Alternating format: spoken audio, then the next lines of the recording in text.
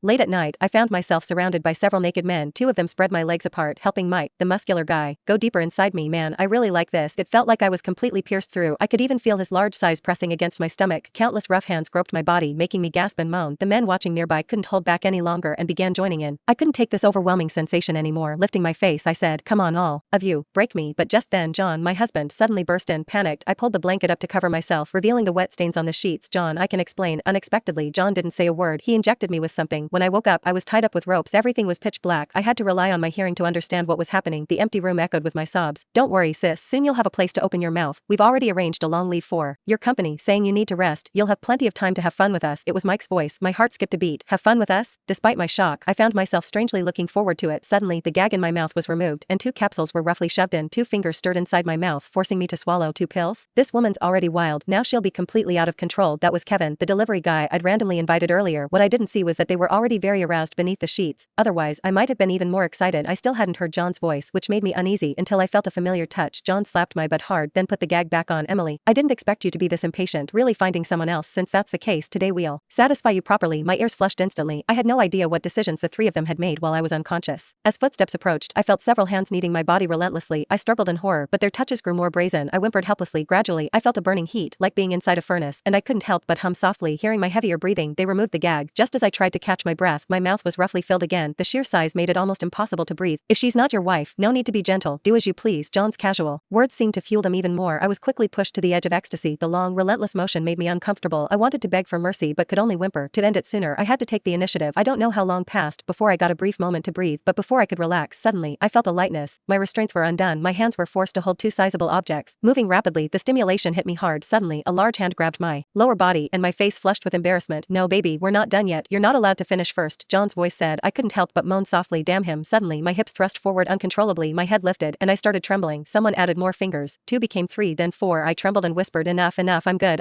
Someone pinched my ear and whispered, "Not enough yet. Baby, this is just the beginning. Let's make a bet. After a week of training, you won't be able to live without us. What do you think?" I opened my mouth to protest. "No way," but suddenly another finger was added. I couldn't care about shame and moaned loudly. "You don't have the right to refuse. Just enjoy our service," said Mike, the muscular guy. I was always the one teasing him before. Now, the roles were reversed. They lifted me up, withdrew their fingers, and teased my sensitive spots. I lifted my head, moaning softly. My eyes glazed over. Suddenly, a cold sensation spread, and my belly began to swell. Enough, enough. I felt like I couldn't hold it any longer. They ignored me until the moment they pulled out. Just before I would have exploded, a tube was removed, replaced with a plug. Then my entire area was wrapped up. They patted me, warning me not to move or face the consequences. I curled up painfully in someone's arms. After an unknown time, my lower body was finally freed, ending my torment. One of them pressed on that spot, then suddenly stopped. I couldn't help but lift myself, grinding against it. It had been a week since I last had anything. I wanted it so badly. I was smacked once, then instantly satisfied, stretching out comfortably. Suddenly, my head was lifted, and a huge object was shoved into my mouth. I was caught between front and back, too overwhelmed to speak, only able to whimper. Suddenly, a cold wave washed over me as someone applied something. "You'll like this." Came a sharp pain. Someone was rubbing me. I raised my hands to push them away, but Kevin grabbed them, using them for other purposes. After an unknown length of time, he finally climaxed. Just as I was about to breathe easier, another huge object pressed against me. I shrank back in fear. "I'm here. Don't be afraid," Kevin said gently, stroking me as if comforting me. When he thrust in suddenly, my body shuddered. He was immediately drawn in by my heat, starting a new round of assault. My beautiful blue eyes rolled back in ecstasy. I fainted. When I woke up, I was alone in bed, wearing a silky nightgown, soft and smooth. The friction against my skin made me feel like I had skin hunger, constantly craving touch. I sat up and gasped sharply. Something was pressing against me down there, every movement causing it to rub, both painful and pleasurable. I trembled all over but shakily stood up, holding the railing with each step. I slowly walked downstairs and took a careful look at the house, a 2-story villa surrounded by greenery, with no other buildings in sight. "You're awake. Come eat breakfast," Mike said, waving at me with a smile. My cheeks flushed as I bit my lip and forced a smile. I approached the dining table, hesitating how to sit. Suddenly, someone wrapped their arms around my waist. I was startled. It was Kevin. He patted me gently and smiled warmly. "Baby, you have to eat well. We're going to work today, so you'll have to work hard." I frowned coldly. "What exactly do you want?" I admit I was wrong. "Let's just end this, okay?" Their expressions didn't change, but their smiles deepened. "Baby, who else would you want to mess with? Who else would hold you like this?" David Miller, my senior, smiled as he scooped some vegetables and brought them to my mouth. "Emily, try this. We specially prepared it for you," John said calmly, eating his own food. I trembled and ate the bite. They fed me spoonful by spoonful. Gradually, as I ate, I felt like ants were crawling all over me, a burning heat spreading through my body. Leaning against Mike, his hand feeding me slowly stopped. I was so hot and dizzy, wanting to lean against some ice. I felt like snakes were crawling on me, cold and inviting. I restlessly twisted my legs, then suddenly someone lifted me from behind. Through my tear-filled eyes, I saw a wooden horse. I shook my head helplessly. Eventually, I was placed on it. "Baby, we're going to work. Relax." They stroked my head, their smiles full of hidden meaning. I weakly tried to stop them, but they left. Before leaving, they gagged me and tied my hands and feet, cranking up the heat. With a loud bang as the door closed, my world fell silent. I twisted my body, and suddenly that thing started moving up and down faster and faster. I sobbed, tears streaming, saliva uncontrollable. I endured wave after wave of assault. After an an unknown time, the door opened. I turned my head sharply. I'm back. They won't come back at noon, Mike said. I whimpered. He lifted me up and with his movements, my hands and feet curled uncontrollably. He placed me on the sofa, studying me. It's okay, you can still hold on, he said, then pulled out an even bigger plug. He helped me stand and led me forward. Every step made me tremble. Finally, we reached the bathroom, but my eyes were blindfolded, and that cold sensation spread all over me. My hair stood on end in fear. He acted as if nothing was wrong, continuing to feed me and put me to sleep. When I woke again, I was still on the wooden horse. Mike's return felt like an illusion, but that thing reminded me he had been here. Baby, you're finally awake. We've been waiting for you. I was lifted up. They removed all my restraints and placed me at the dining table. Finally, I got to eat a proper meal. Afterwards, they carried me upstairs. I glanced outside, looking for an escape route. Unnoticed, I was brought to a strange room. I was placed kneeling on the floor. Suddenly, a whip cracked across me, and I cried out in pain. Their voices urged me on. I shrank my shoulders and crawled forward as hard as I could. The whip seemed to have eyes chasing me. I gradually adapted to the pain, but when the whip struck a sensitive spot, I couldn't help but scream. They put down the whip and closed in on me.